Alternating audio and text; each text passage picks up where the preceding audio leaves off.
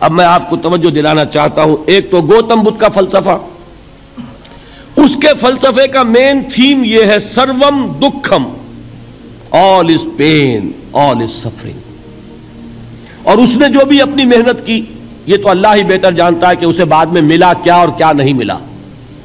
ایک بات آپ سے عرض کر دوں، گوتم بدھ کے بارے میں ایک بہت جید عالم میرے نزدیک بر صغیر پاک و ہند کے علماء میں جو اس صدی کے علماء ہیں ان میں ان کا بہت اونچا مقام ہے، مولانا مناظر احسن گیلانی رحمت اللہ علیہ۔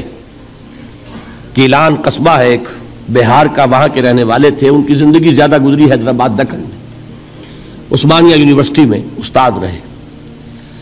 انہوں نے گوتم بدھ کے بارے میں یہ لکھا ہے کہ میرا یہ گمان ہے کہ وہ بھی اللہ کے نبی تھے، اور اس کی دلیل دی ہے۔ قرآن مجید میں ایک رسول کا ذکر آتا ہے ذوالکفل، اور یہ ذوالکفل وہ ہے جس کے بارے میں ہمیں کچھ پتہ نہیں۔ قرآن مجید میں بھی ایک جگہ ذکر آیا ہے، نمبر دو یہ کہ کسی حدیث میں اس کی کوئی ہمیں وضاحت نہیں ملتی، نہ حضور سے پوچھا گیا نہ حضور نے اس کی وضاحت فرمائی۔ اب یہ ذوالکفل ہے کون؟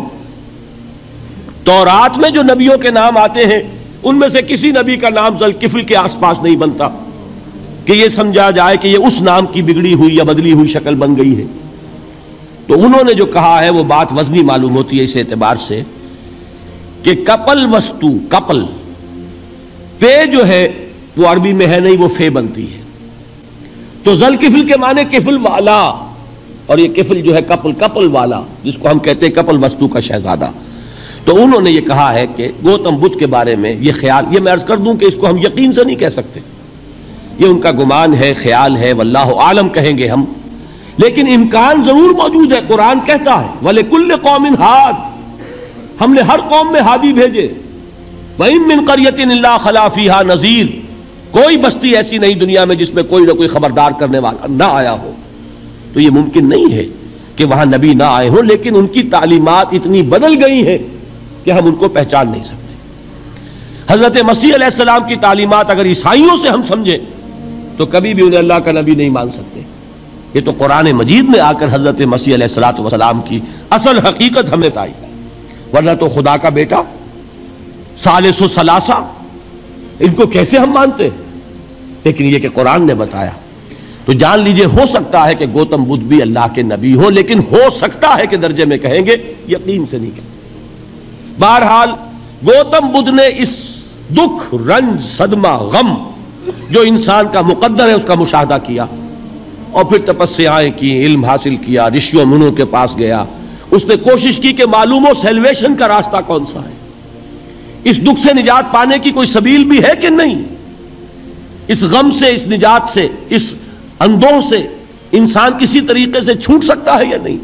اسی کو سیلویشن کہتے ہیں انگریزی میں، اسی کو ہندی میں نروان کہتے ہیں، اسی کو عربی میں نجات کہتے ہیں۔ ان نجات معلقۃ بمجموع هذه الاشیاء، میں نے امام رازی رحمت اللہ علیہ کے الفاظ میں آپ کو وہ لفظ بتایا، نجات کی راہ۔ اچھا، جدید فلسفوں میں جن حضرات کو دلچسپی کی بات ہے انہی کے بارے میں یہ عرض کر رہا ہوں۔ جدید فلسفوں میں بھی ایک فلسفہ ہے وجودیت، ایگزسٹانشلزم۔ آپ نے نام سنا ہوگا سارترے، یہ فرینچ فلسفر، اور اس وقت دنیا میں جو نوجوان نسل ہے وہ بہت زیادہ متاثر ہوئی ہے سارترے کے فلسفے سے۔ کرکیگارڈ پرانے دور میں اور سارترے اس دور میں، ان کے فلسفے کا نام ہے وجودیت، ایگزسٹانشلزم۔ اس کا مرکزی خیال بھی یہی ہے، انسان کے لیے دکھ ہی دکھ ہے، صدمہ ہی صدمہ ہے، رنج ہی رنج ہے۔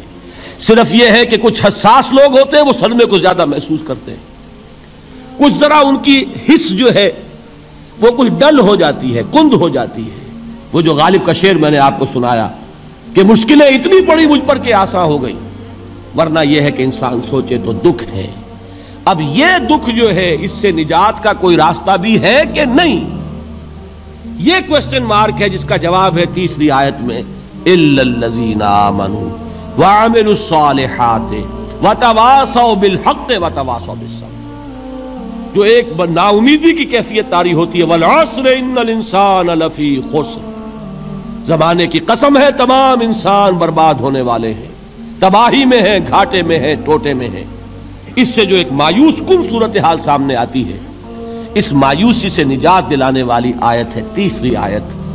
ایک راستہ ہے، یہ امید کی کرن ہے، تباہی سے بچ سکتے ہو، ابدی بربادی وہ بربادی۔ یہاں تو یہ ہے کہ ہم نے مشقتیں اٹھا لیں، فاقے جھیل لیے، تکلیفیں برداشت کر لیں، صدمے برداشت کر لیے، لیکن موت آئی، اس کا خاتمہ ہو گیا۔ لیکن اس کے بعد اگر خدا نہ خواستہ جہنم میں جھونک دیے گئے، وہ ابد الآباد تک کی، وہ ہمیشہ کی جلن۔ قرآن کہتا ہے کہ اگر ایک کھال جل جائے گی، جھلس جائے گی، اللہ اور کھال دے دے گا۔ دیکھیے یہ بھی جدید دور میں آپ کو معلوم ہوگا، بورس بکائی نے جو کتاب لکھی ہے، دی فرینچ سرجن، اس نے ثابت کیا ہے کہ قرآن مجید نے جتنے نیچرل فینومینا کا حوالہ دیا ہے وہ بالکل سائنس کے مطابق ہے۔